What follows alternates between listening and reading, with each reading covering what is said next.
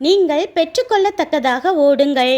இந்த பூமியிலே பிறந்ததே வாழ்க்கையை ஜாலியாக என்ஜாய் பண்ணதான். இருக்கிற வரை நல்லா வாழணும்னு விரிவான வாசல் வழியாக ஓடுறவங்க பலர்.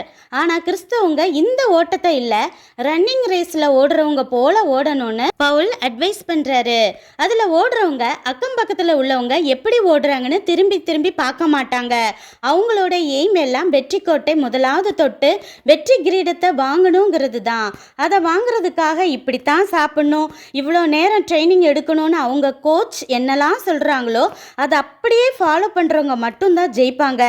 அதே போல தான் நம்ம வாழ்க்கையில் நியமிக்கப்பட்ட தேவ திட்டம், தேவ தரிசனத்தை நிறைவேற்றி பரலோகத்தில் எல்லார் முன்னாடியும் நித்திய கிரீடத்தை வாங்கணும்னா நம்ம கோச் ஏசப்பா என்ன சொல்கிறாரோ அதுக்கெல்லாம் கீழ்ப்படியணும். செய்யணும் சொல்கிறத செய்து விட சொல்கிறத விட்டுட்டாலே போதும். நாம் ஓடுற பாதை கோணலாக இருந்தால் கூட அதை தேவனே நேராக்கி நம்மளை ஜெயிக்க வைப்பாரு. அந்த அழிவில்லாத கிரீடத்தை வாங்க நாம் என்ன செய்யணும்னு தேவ சமூகத்தில் இன்றைய விசாரிப்போமா? நீங்கள் ஜெயிக்க வாழ்த்துக்கள். நன்றி.